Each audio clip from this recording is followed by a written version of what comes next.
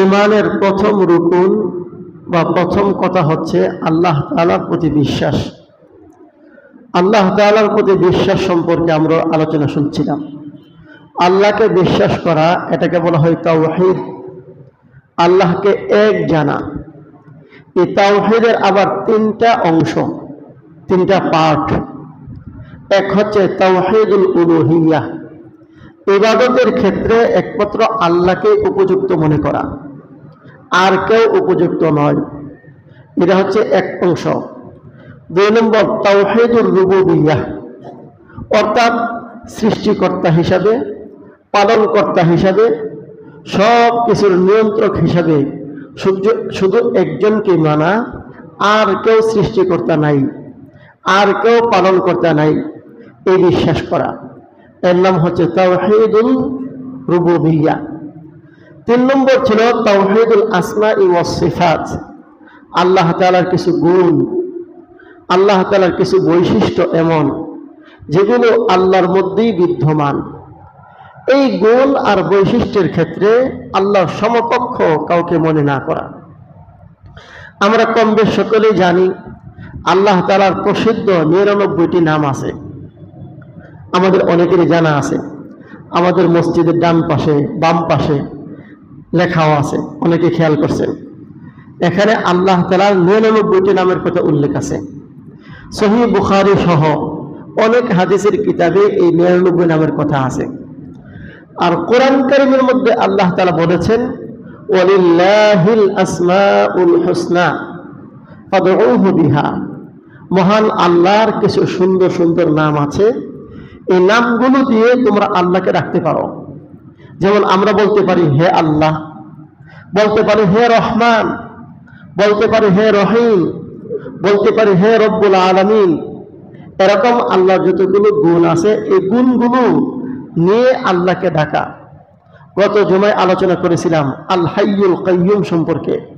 ইয়া হাইয়ু ইয়া Qayyum, high মানে হচ্ছে চিরঞ্জীব, চিরস্থায়ী, আর কাইয়ুম মানে হচ্ছে যিনি সবকিছুকে নিয়ন্ত্রণ করেন। তো এভাবে আল্লাহ তাআলার যে কতগুলো গুণ বৈশিষ্ট্য, এই গুণ এবং বৈশিষ্ট্যের ক্ষেত্রে আল্লাহ তাআলার সমকক্ষ আর কেউ নাই। এর নাম হচ্ছে তাওহীদুল আসমাই ওয়াস সিফাত। আজকে আমরা আল্লাহ তাআলা সংক্রান্ত কতগুলো আকীদা, কতগুলো বিশ্বাস আমরা আলোচনা করব। আমাদের মাদ্রাসায় পাঠদান করা হয় বিশ্ববিখ্যাত একটি আকীদার কিতাব আল আকিদাতুত তাহাবিয়্যাহ। বিশ্ববিখ্যাত আলেম দ্বীন হানাফি মাযহাবের একজন বড় ইমাম ছিলেন, ইমাম তাহাবী রাহমাতুল্লাহি আলাইহি। তিনি আকীদা সংক্রান্ত একটি কিতাব লিখেছেন। আমাদের পক্ষে যদি কারো সম্ভব হয়, এর বাংলা অনুবাদও আছে, ব্যাখ্যা সহ আছে, সম্ভব হলে আপনারা কিনে নেবেন, পড়বেন। ওই কিতাব থেকে আমি কয়েকটা আকীদা আল্লাহ সম্পর্কে কেমন আমাদের ধারণা থাকা দরকার, আমরা দলিল প্রমাণ সহ ইনশাআল্লাহ আলোচনা শুনব। তো এর মধ্য থেকে ৩ নম্বর আকীদা আমাদের যেটা ছিল আল্লাহ সম্পর্কে, আল্লাহ তাআলার সিফাতগুলো একমাত্র আল্লাহর মধ্যে আছে, এই কথার বিশ্বাস। কিছু গুণ আল্লাহ তাআলার এমন আছে যেই গুণগুলো আবার মানুষেরও আছে। কোরআন এবং হাদিস থেকে বোঝা যায় কিছু গুণ যেগুলো কার মধ্যে আছে, আল্লাহর মধ্যে আছে, এই গুণগুলো আবার কার আছে, মানুষেরও আছে। আমি কয়েকটা দৃষ্টান্ত আপনাদেরকে দেব।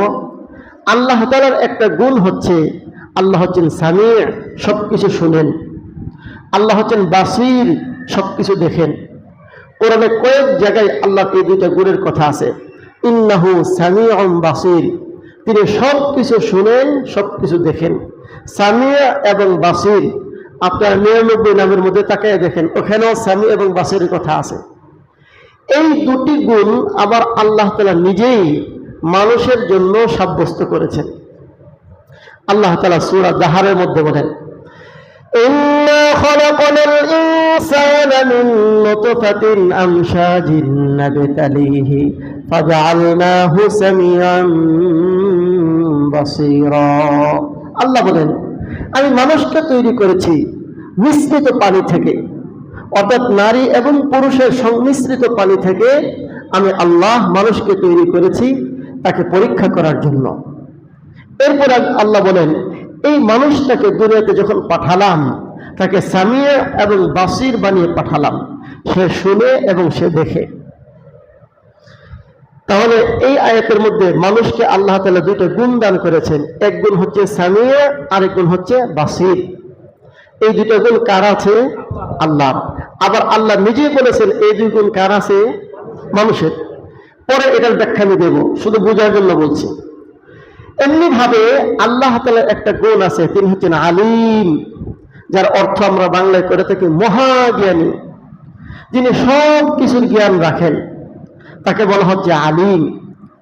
এই আলিম নামক গুণ আবার আল্লাহ তাআলা একজন মানুষকে দিয়েছিলেন, তিনি হযরতে ইসহাক আলাইহিস সালাম। কি নাম? হযরত ইসহাক আলাইহিস সালাম সম্পর্কে আল্লাহ তাআলা বলেন ফাবাশশারনাহু বিগুলামিন আলিম। হযরত ইসহাক আলাইহিস সালামের বাবা হযরত ইব্রাহিম। হযরত ইব্রাহিম আলাইহিস সালামকে আল্লাহ সুসংবাদ দিলেন, আমি তোমাকে একটা সন্তান দেব, এই সন্তানটার গুণ হবে বিগুলামিন আলিম, জ্ঞানী সন্তান। তাহলে আলিম নামক গুণ আল্লাহ যেমন নিজের জন্য রেখেছেন, আবার তার এক বান্দার জন্য এই আলিম নামক গুণ উল্লেখ করেছেন। আল্লাহ তাআলার একটি গুণ আছে, এই গুণটা হচ্ছে হালিম। হালিম মানে হচ্ছে সহনশীল, ধৈর্যশীল, যিনি তুচ্ছ থেকে তুচ্ছ বিষয়ে প্রতিশোধ নেন না, তুচ্ছ থেকে তুচ্ছ বিষয়ে রাগ দেখান না, হাজারো অপরাধ তার সামনে করা সত্ত্বেও তিনি সহ্য করতে পারেন। এই গুণের নাম হচ্ছে হালিম। আমরা নাম রাখি আব্দুল হালিম। আল্লাহ রাব্বুল আলামিন হযরত ইব্রাহিম আলাইহিস সালামের আরেক সন্তান, তার নাম হচ্ছে ইসমাঈল। ইসমাঈল আলাইহিস সালাম সম্পর্কে এই গুণটার কথা উল্লেখ করছেন।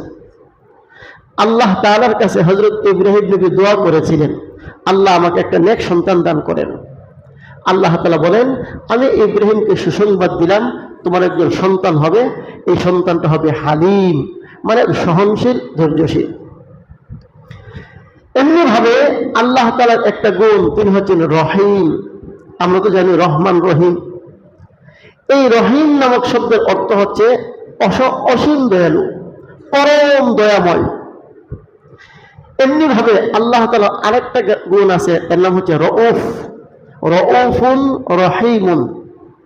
এই রউফ এবং রহিম এই দুইটা গুণ আল্লাহ তার প্রিয় হাবিব মুহাম্মদুর রাসূলুল্লাহ সাল্লাল্লাহু আলাইহি ওয়াসাল্লাম সম্পর্কে এই দুইটা গুণ উল্লেখ করেছেন। লাকাদ জাআকুম রাসূলুম মিন আনফুসিকুম আজিজুন আলাইহি মা আনিতুম হারিসুন আলাইকুম বিল মুমিনিনা রাউফুর রহিম। আল্লাহ বলেন, একজন রাসূল তোমাদের কাছে এসেছে, যে রাসূল তোমাদের প্রতি বড় দয়ালু, তোমরা কষ্ট পাও এটা রাসূল সহ্য করতে পারেন না। সেই রাসূলের গুণ, তিনি হচ্ছেন রউফ, তিনি হচ্ছেন রহিম। আমার বোঝানোর উদ্দেশ্য হচ্ছে আল্লাহ তাআলার জন্য যে সকল গুণ আল্লাহ খাস করে নিয়েছেন, এরকম কিছু গুণ আবার আল্লাহর বান্দাদের জন্য আল্লাহ নিজেই উল্লেখ করেছেন। আর আমাদের আকীদা হচ্ছে আল্লাহ তাআলার যে গুণ, এই গুণের সাথে অন্য কোনো মাখলুককে সমকক্ষ মনে করা যাবে না। আল্লাহ তো নিজেই উল্লেখ করছে।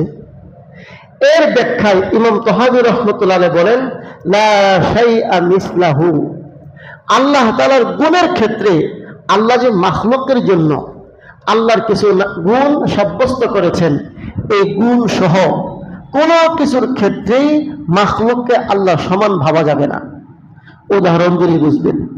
মানুষকে আল্লাহ বলেছেন মানুষ শুনে, মানুষ দেখে। আবার আল্লাহ নিজের ক্ষেত্রে বলেছেন আল্লাহ শোনেন আর দেখেন। দুই শোনা আর দুই দেখার মধ্যে আকাশ পাতাল পার্থক্য থাকতে হবে।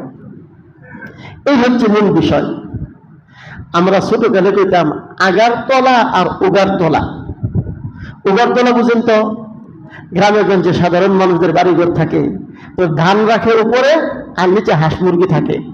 এই হাঁস মুরগি যে থাকে এটাকে আঞ্চলিক ভাষায় বলে উগারতলা। আর আগরতলা ইন্ডিয়ার একটা অঞ্চল। আগরতলা কোথায় আর উগারতলা কোথায়? উগারতলা হচ্ছে হাতের নাগালে, আগরতলা হচ্ছে কয়েকশো মাইল দূরে। পার্থক্য আছে না নাই? শুধু একটা আকার আকারের ব্যবধান। ঠিক তেমনি ভাবে আল্লাহ তাআলাও সামিয়া এবং বাসীর, আমরাও সামি এবং বাসির, কিন্তু আল্লাহর সামি এবং বাসির হওয়ার সাথে আমাদের সামি এবং বাসিরের কখনো তুলনা করা, সমকক্ষ মনে করা এটা অসম্ভব। এটা হচ্ছে মূল আকীদার বিষয়। ঠিক তেমনি ভাবে বিশেষ নবীদের জন্য যে আল্লাহ তাআলা কিছু গুণ উল্লেখ করেছেন, এই গুণগুলোর ক্ষেত্রেও আল্লাহ তাআলার মধ্যে এই গুণটা যে পরিমাণ আছে, নবীগণের মধ্যে সেই গুণটা সেই পরিমাণ আছে, এমন বাবা হবে শিরিক। তবে হ্যাঁ, নবীগণকে আল্লাহ কিছু গুণ দান করেছেন, সেটা ভিন্ন কথা, কিন্তু আল্লাহর গুণ আর নবীর গুণ কখনো সমান নয়। উদাহরণ আরেকটা দিই, একজন মানুষ সে 100 টাকার মালিক, আরেকজন মানুষ 100,000 কোটি টাকার মালিক। দুইজনের কাছে টাকা আছে না নাই? পার্থক্য কি পরিমাণ? যে 100 টাকার মালিক, একটু বিবেক প্রশ্ন করলে বুঝবেন, ওই ব্যক্তির তুলনায় তার টাকার কোনো মূল্য আছে? কোনো মূল্য নাই। ঠিক তেমনি ভাবে আল্লাহ তাআলার কিছু গুণ যে বান্দার জন্য উল্লেখ করা হয়েছে, এই গুণগুলো বান্দার জন্য আছে বটে, আল্লাহর গুণের সাথে এগুলোর কোনো তুলনা হয় না। এটা হচ্ছে আমাদের আকীদা। আর কিছু গুণ এমন যেগুলো আল্লাহ তাআলা কোনো বান্দার জন্য সাব্যস্তই করেন নাই, এটা একমাত্র আল্লাহ তাআলা নিজের জন্য বরাদ্দ রেখেছেন। সামান্য অংশ আল্লাহ তাআলা এখানে দেন নাই। যেমন আল্লাহ তাআলার একটা গুণ, তিনি রহমান। রহমান নামক গুণ আল্লাহ কাউকে দেন নাই। আল্লাহর একটা গুণ রাজ্জাক, তিনি রিজিক দাতা, এই গুণ আল্লাহ কোনো মাখলুককে দেন নাই। তো সবগুলো বিস্তারিত বলার সময় নেই, আমাদের শুধু এতটুকু মনে রাখতে হবে, আল্লাহ তাআলার যে গুণগুলো আছে, এই গুণগুলো দুই ভাগে বিভক্ত। এক প্রকারের গুণ এমন যা শুধুমাত্র আল্লাহর মধ্যে আছে, আর কারো মধ্যে নাই। ওই গুণগুলো মাখলুকের ক্ষেত্রে সামান্য পরিমাণ আছে বলে মনে করলে ঈমান থাকবে না। আবার কিছু গুণ এমন যে গুণগুলো আল্লাহর মধ্যে আছে, মাখলুকের মধ্যে আছে। মাখলুকের গুণটাকে আল্লাহর সমকক্ষ মনে করা কিংবা আল্লাহর সাথে তুলনা করা, এটা জায়েজ হবে না, এটা করলে ঈমান থাকবে না। এই দুই পার্থক্য আমাদের মনে রাখতে হবে। আশা করি মোটামুটি কথা বুঝতে পেরেছেন। তাহলে আল্লাহ তাআলার ক্ষেত্রে আমাদের আকীদা হচ্ছে আল্লাহ তাআলার সমকক্ষ, আল্লাহ তাআলার মতো কোনো কিছুই নাই।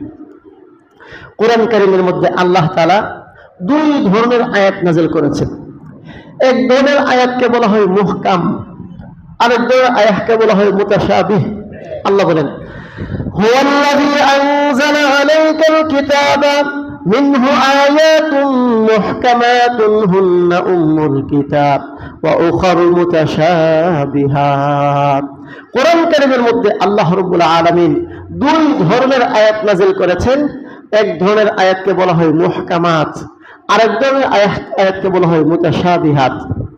মুহকামাত কোন সকল আয়াতকে বলা হয়? যেই সকল আয়াতের মর্ম বোঝা, ব্যাখ্যা বিশ্লেষণ করা মানুষের পক্ষে সম্ভব, এবং মানুষ এই আয়াতগুলো বুঝেছেন এবং ব্যাখ্যা বিশ্লেষণও করেছেন। আরেক প্রকার আয়াত এমন আছে যে আয়াতগুলোর মূল মর্ম, নিগূঢ় তথ্য উদ্ঘাটন করা, অনুধাবন করা মানুষের সাধ্যের বাইরে, যদিও এগুলো কোরআনের আয়াত। তবে শাব্দিক অর্থ ক্ষেত্রে বিশেষে বোঝা যাবে, কিন্তু এর মূল রহস্য বুঝতে পারা, উদ্ঘাটন করতে পারা, এটা মানুষের ক্ষমতার ঊর্ধ্বে, মানুষের পক্ষে সম্ভব না। দু একটা দৃষ্টান্ত দিয়ে বুঝবেন। আল্লাহ তাআলা কোরআন কারীমের বিভিন্ন আয়াতে বলেছেন, ইয়াদুল্লাহি ফাওকা আইদিকুম, আল্লাহর হাত তোমাদের হাতের উপরে। স্বাভাবিকভাবে আল্লাহর হাত তোমাদের হাতের উপরে, এই কথা বললে মনে হয় আমার যেমন হাত আছে আল্লাহরও এমন কি আছে, হাত আছে। এরকম মনে করাটা এটা সম্পূর্ণ কুফরি। কেন? আল্লাহ আরেক আয়াতে বলেছেন, লাইসা কামিসলিহি শাই, আল্লাহর মতো কোনো কিছু নাই। আল্লাহর জাতের মতো যেমন কোনো কিছু নাই, আল্লাহর সিফাতের মতো কোনো কিছু নাই। আল্লাহর হাত আমাদের হাতের মতো এই কল্পনা করলে শিরিক হবে, ঈমান থাকবে না। কিন্তু আল্লাহ তো বলেছেন ইয়াদুল্লাহ, আল্লাহর হাত আছে। এর মূল ব্যাখ্যা কি আমরা বুঝতে পারবো না। এই সকল বিষয়ের মূল ব্যাখ্যা আমরা যদি বুঝতে না যাই, এজন্য আল্লাহ বলেছেন আয়াত আমার দুই প্রকার। এক প্রকার আয়াত এমন যার মূল ব্যাখ্যা বিশ্লেষণ নিগুড় তত্ত্ব তোমাদের মাথায় ঢুকবে না। এক হাদিসে আল্লাহ রাসূল বলেন, তাফাক্কারু ফি খালকিল্লাহ ওয়ালা তাতাফাক্কারু ফিল্লাহ। তোমরা আল্লাহর সৃষ্টি নিয়ে গবেষণা করো, আল্লাহর সত্তা নিয়ে গবেষণা করবে না। কেন? সৃষ্টি নিয়ে গবেষণা করা এবং সৃষ্টি সম্পর্কে জ্ঞান অর্জন করা, অনুধাবন করা, এটার ক্যাপাসিটি এবং যোগ্যতা আল্লাহ মানুষের মেধার মধ্যে দান করেছেন।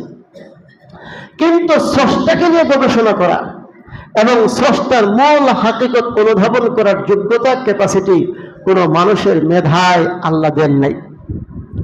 বর্তমান বিজ্ঞানের যুগ, দৃষ্টান্ত দিলে সহজেই বুঝবেন। আপনার কাছে একটা মোবাইল আছে, এই মোবাইলের মধ্যে একটা মেমোরি সেট করে দেওয়া আছে, ওখানে লেখা আছে কথার কথা 120 জিবি মেমোরি। কই জিবি? 120 জিবি। আপনি এখানে যত কিছু ডাউনলোড করেন, অ্যাপস ডাউনলোড করেন, ভিডিও অডিও যাই কিছু ঢুকাইতে থাকেন, ঢুকাইতে 120 জিবি পর্যন্ত ঢুকাইতে পারবেন। এরপরে শুধু একটা শব্দ যদি ঢুকাইতে চান, আপনি চাপ দিবেন, লেখা উঠবে মেমোরি ফুল। কথা বলুন ঠিক না ঠিক? আপনি কিয়ামত পর্যন্ত চেষ্টা করলেও আরেকটা শব্দ ঢুকাইতে পারবেন না। কেন পারবেন না? যিনি এই মোবাইলটা তৈরি করেছেন তিনি এর মধ্যে কতটুকু পরিমাণ ধারণ ক্ষমতা আছে তিনি ঠিক করে রেখেছেন। আপনি আর আমি 1000 কোটি টাকা খরচ করলেও, যত জ্ঞান বুদ্ধি এখানে ব্যয় করতে থাকি, কিন্তু যিনি এই মোবাইলটা তৈরি করেছেন তার দেওয়া যতটুকু ক্যাপাসিটি, এর বাইরে একটা শব্দ বা একটা আওয়াজ ঢুকানোর মতো ক্ষমতা আমাদের নাই। কথা ঠিক বললাম না ভুল বললাম? ঠিক তেমনি ভাবে আল্লাহ রাব্বুল আলামিন মানুষকে সৃষ্টি করার পর মানুষের মাথায় একটা মেমোরি দিয়েছেন, একটা বুদ্ধি দিয়েছেন, একটা বিবেক দান করেছেন, মেধা মস্তিষ্ক দান করেছেন।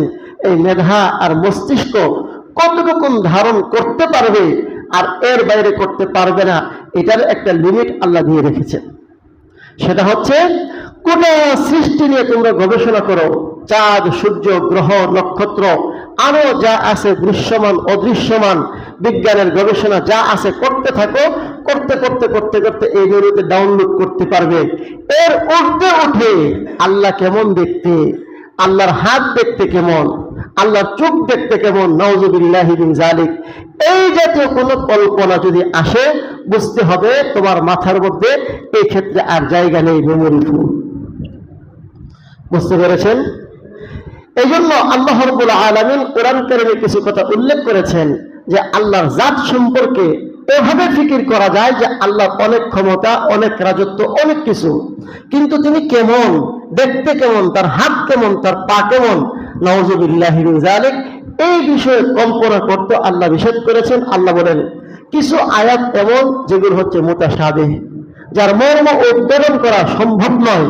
সুতরাং বুদ্ধিমান মানুষের কাজ হচ্ছে এইগুলোর মর্ম উদ্ধারণের পিছনে না পড়া, বরং মুহকাম আয়াতগুলোর মর্ম উদ্ধারণের পিছনে পড়া।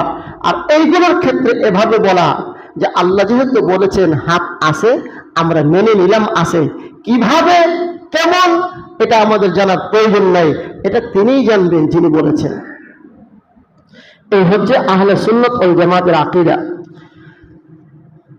আল্লাহ তাআলা সম্পর্কে আরেকটা বিশ্বাস হচ্ছে আল্লাহ তাআলা ওয়ালা ইউজিজুহু শাই, তিনি এত বড় ক্ষমতার অধিকারী, কোন বস্তু কোন জিনিস তাকে অক্ষম করতে পারে না। মানুষ এক ক্ষেত্রে গিয়ে অক্ষম হয়, আল্লাহ তাআলা কোন ক্ষেত্রে কি হন না? অক্ষম হন না। আল্লাহ বলেন ওয়ামা কানা আল্লাহু লিইউজিজুহু মিন শাইইন ফিস সামাওয়াতি ওয়ালা ফিল আরদ ইন্নাহু কানা আলিমান কাদিরা। আসমানের জমিনে যা কিছু আছে কোনো কিছুই আল্লাহকে অক্ষম করতে পারে না। মানুষ সহ যত মাখলুক, সমস্ত মাখলুক এক জায়গায় গিয়ে অক্ষম। যে যত বড় ক্ষমতাশীল হোক না কেন, কোনো না কোনো এক ক্ষেত্রে গিয়ে তার অক্ষমতা প্রকাশ পেয়েই যায়। আল্লাহ বলেন আমি এক সত্তা, যাকে অক্ষম করার মতো কোনো কিছু নাই। গত জুমায় আয়াতুল কুরসি পাঠ করেছিলাম, সেখানে আয়াতের একাংশে আল্লাহ বলেছেন ওয়ালা ইয়াউদুহু হিফযুহুমা, আসমান জমিন আমি আল্লাহ কন্ট্রোল করি, নিয়ন্ত্রণ করি। এই কন্ট্রোল আর নিয়ন্ত্রণ করতে গিয়ে আমি আল্লাহ কোনো ক্লান্ত হয় না, বিরক্তি অনুভব করি না। ক্লান্ত এবং বিরক্তি আল্লাহকে পায় না। আল্লাহ সম্পর্কে আরেকটি আকীদা হচ্ছে কদীমুন বিলা ইবতিদাইন দাইমুন বিলা ইনতিহাইন। তিনি অনাদি, তিনি কতকাল থেকে আছেন তার কোনো সীমা নাই। সব সময় ছিলেন, সব সময় আছেন, সব সময় থাকবেন। এটা হচ্ছে আল্লাহ সম্পর্কে আকীদা। আল্লাহ কোরআন কারীমের মধ্যে বলেন, হুয়াল আউয়ালু ওয়াল আখিরু ওয়াজ যাহিরু ওয়াল বাতিন। হুয়াল আউয়ালু, তিনি প্রথম, ওয়াল আখিরু, তিনি শেষ, ওয়াজ যাহিরু, তিনি দৃশ্যমান, ওয়াল বাতিন, তিনি আবার অদৃশ্যমান। আল্লাহকে দেখা যায় আবার দেখা যায়ও না। দেখা যায় কিভাবে? আল্লাহ তাআলার কিছু গুণ, কিছু কর্ম, কিছু জিনিস আমাদের সামনে রেখেছেন, যা দেখলে আল্লাহকে অনুভব করা যায়। আবার আল্লাহ তাআলার জাত এবং সত্তাকে আমাদের থেকে আড়াল করে রেখেছেন, আল্লাহর জাত এবং সত্তাকে দেখা যায় না। তো আল্লাহ বলেন, আমি প্রথম, আমি শেষ, অতএব আমার পূর্বে কিছু নাই, আমার পরে কিছু নাই।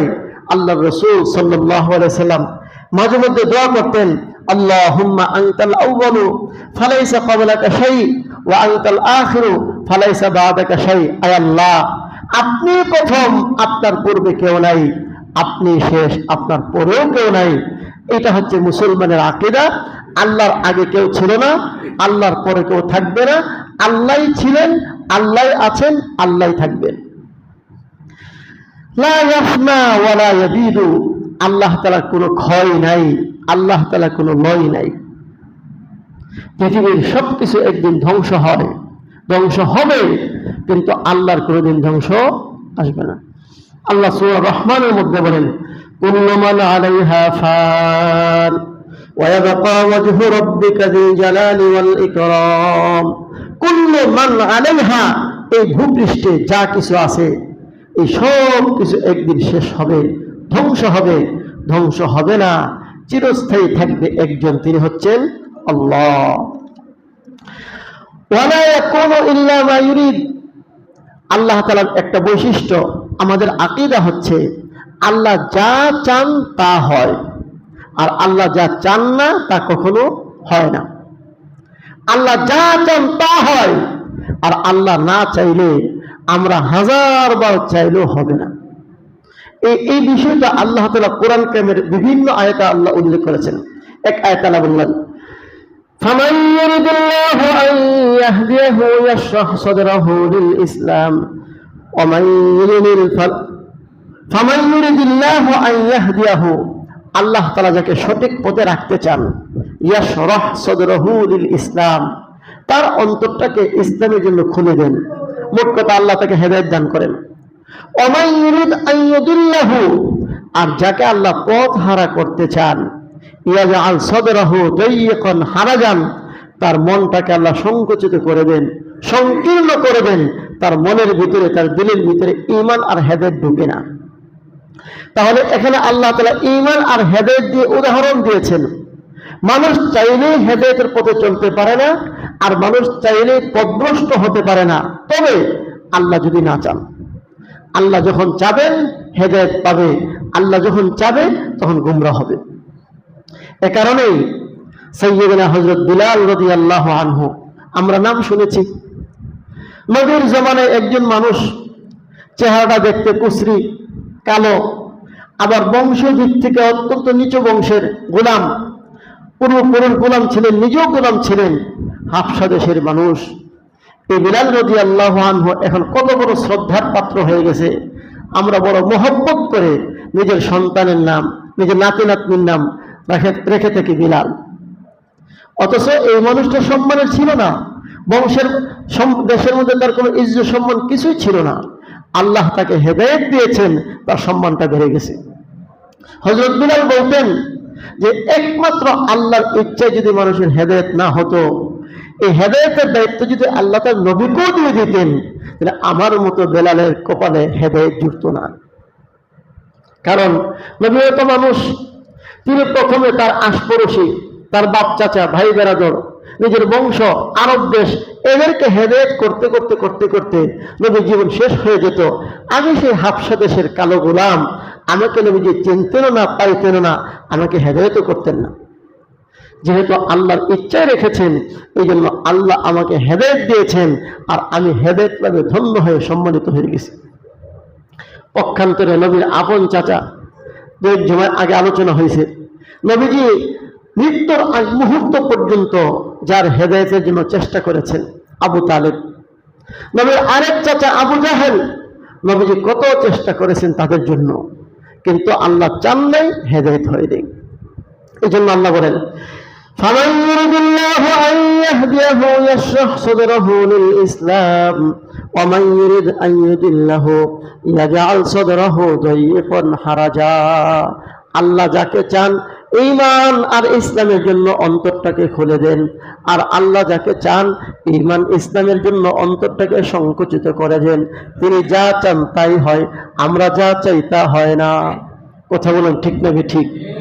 আরেক আয়াতে আল্লাহ বলেন, ওয়ালাকিন্নাল্লাহা ইয়াফআলু মা ইউরিদ, আল্লাহ যা চান তাই হবে। এক আয়াতে আল্লাহ বলেন, ওয়া তাশাউনা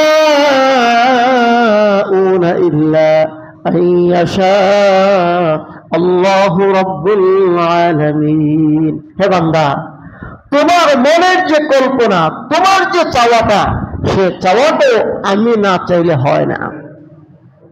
তুমি যে চাও আল্লাহ আমাকে মাফ করে দাও, এই যে তোমার মনে চায় আল্লাহ আমারে মাফ করে দাও, আমি যেন জান্নাতে যেতে পারি, আমি যেন জাহান্নাম থেকে বাঁচতে পারি, এই যে তোমার মনের একটা চাওয়া, এই চাওয়াটাও আমি না চাইলে হয় না। কথা বলুন ঠিক না ঠিক?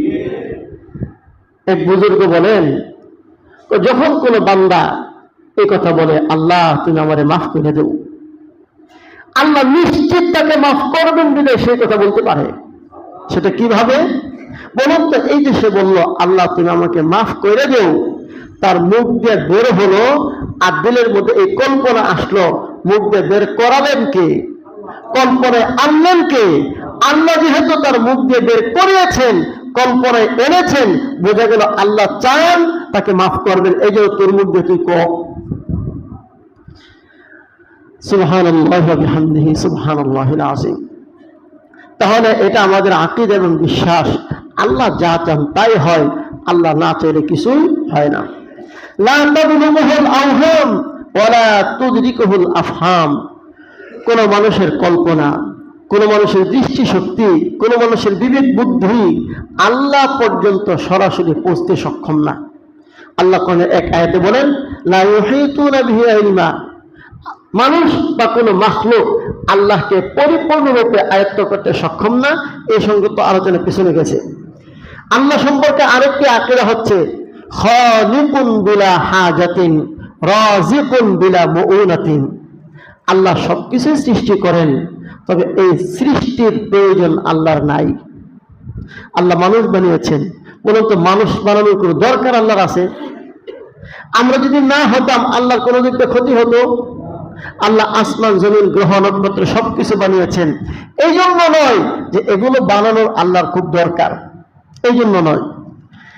এমনি ভাবে রাযিকুন বিলা মুউনাহ, আল্লাহ ফ্রি ফ্রি মানুষকে রিজিক দেন, রিজিক দেওয়ার বিনিময়ে কোনো পারিশ্রমিক আল্লাহ চান না।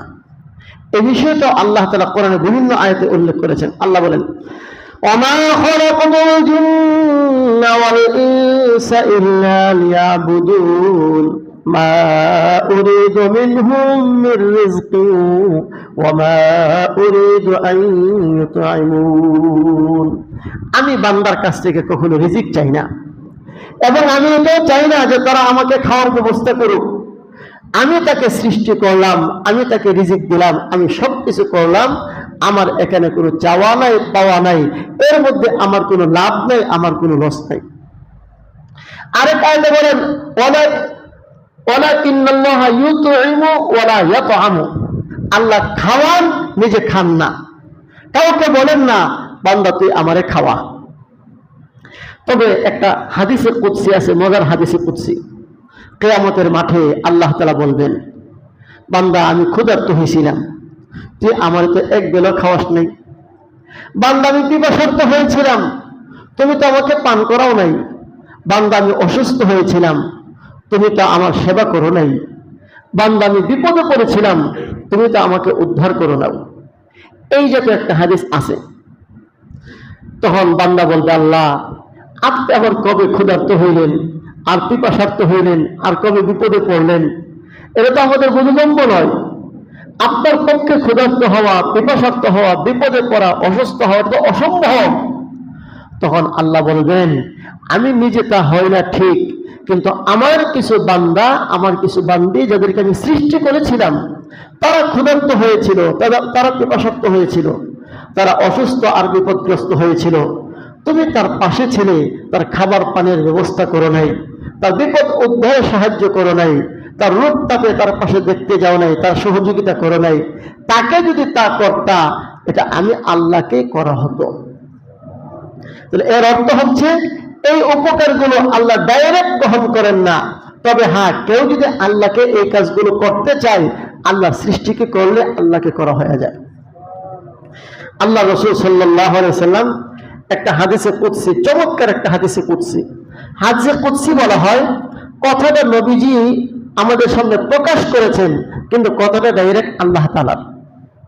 আল্লাহ রাসূল বলেন, আল্লাহ তাআলার পক্ষ থেকে বলেন, ইয়া ইবাদি লাউ আন্না আউওয়ালাকুম ওয়া আখিরাকুম ওয়া ইনসাকুম ওয়া জিন্নাকুম কানু আলা আফজারি কলবি রাজুলিন ওয়াহিদ মা নাকাসা যালিকা মিন মুলকি শাইআ।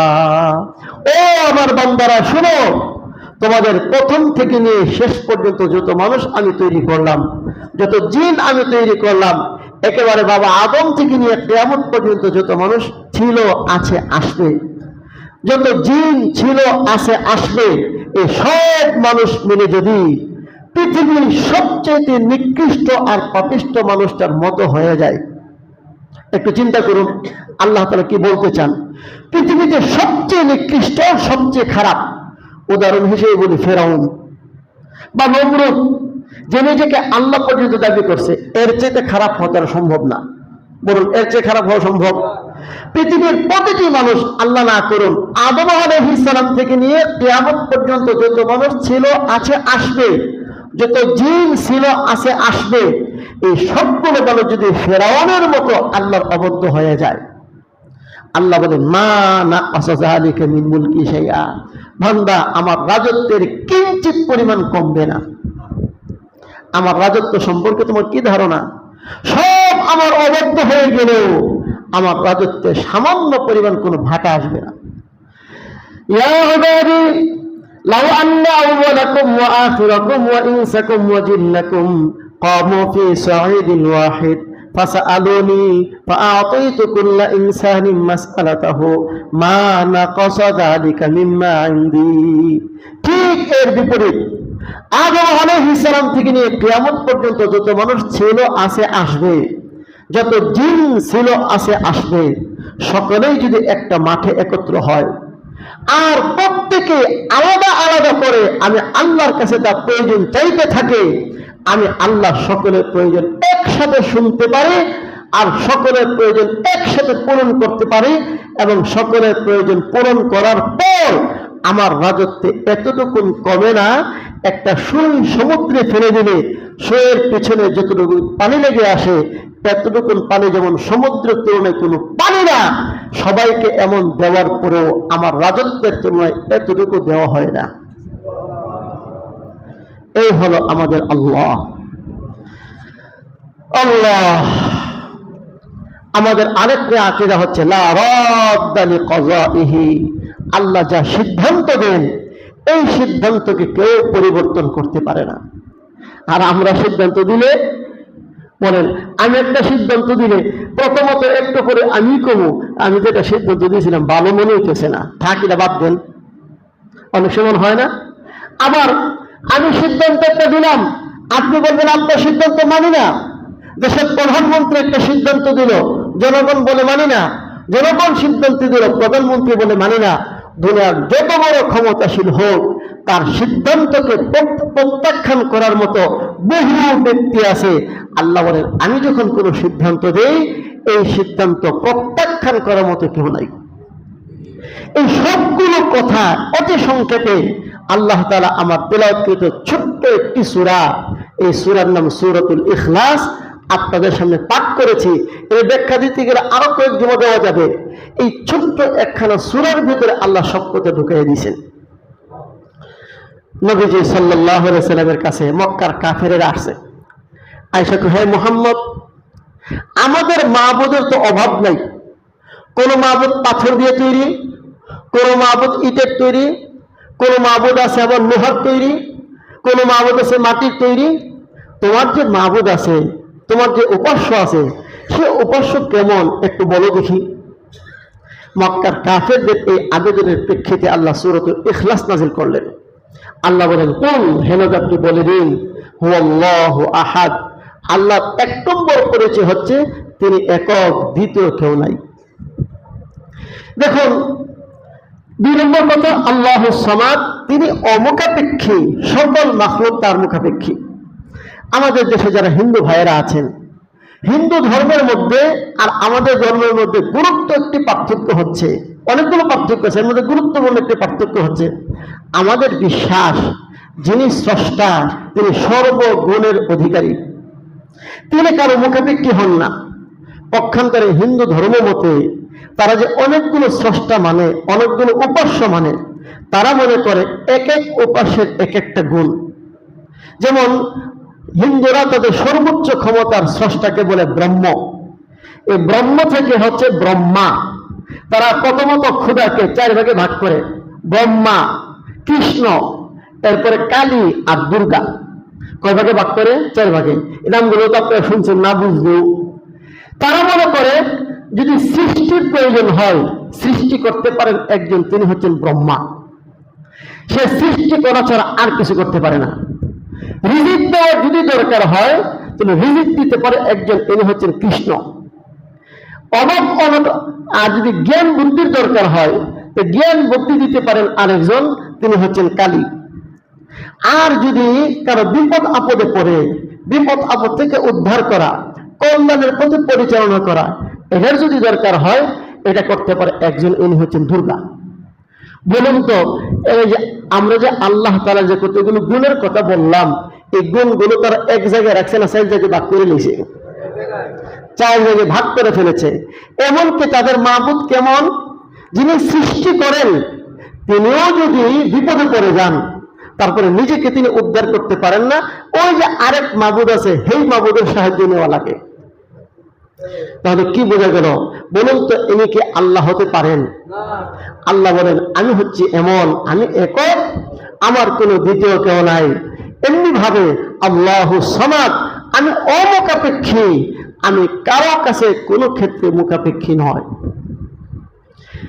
এই কথাটা, এই যে হিন্দুরা এই বিশ্বাসটা পোষণ করে, মজার ব্যাপার হলো তাদের ধর্মীয় বই পুস্তকে কিন্তু এই জাতের কথা লেখা নাই। তাদের ধর্মের যে ঠাকুররা, তারা এইগুলো মন গড়া ভাবে তাদেরকে তৈরি করে বিশ্বাসের মধ্যে লাগাই দিছে। নতুবা তাদের ধর্মীয় বই পুস্তকের মধ্যে এই কথাগুলো নেই।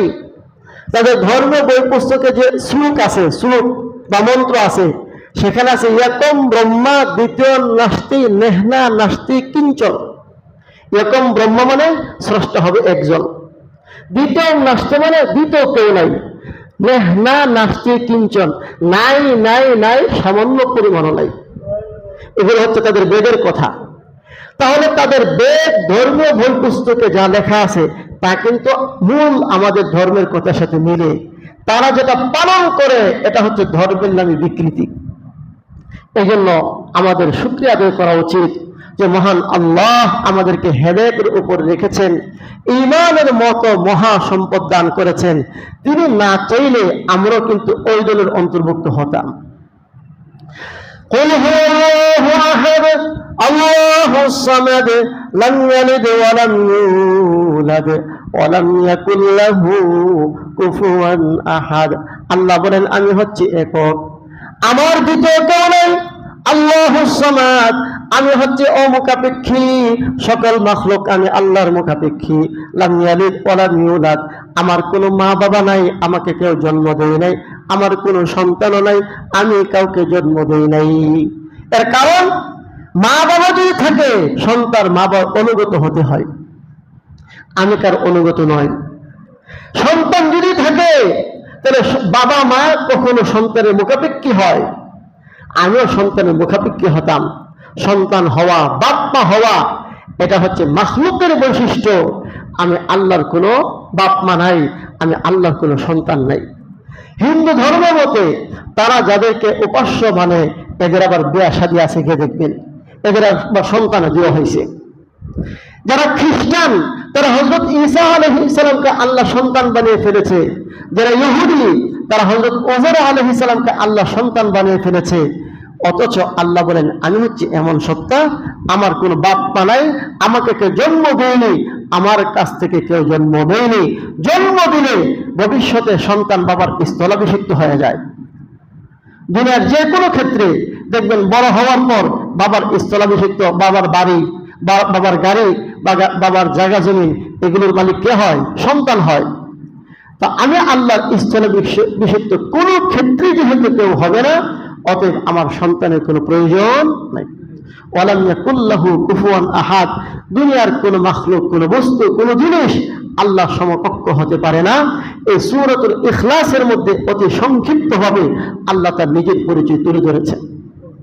সুতরাং একজন প্রকৃত মুমিনের জন্য কর্তব্য হচ্ছে আল্লাহ রাব্বুল আলামিনের জাত সিফাত সম্পর্কে, আল্লাহর ক্ষমতা আর পাওয়ার সম্পর্কে পরিচ্ছন্ন এবং স্বচ্ছ ধারণা পোষণ করা, স্বচ্ছ আকীদা পোষণ করা।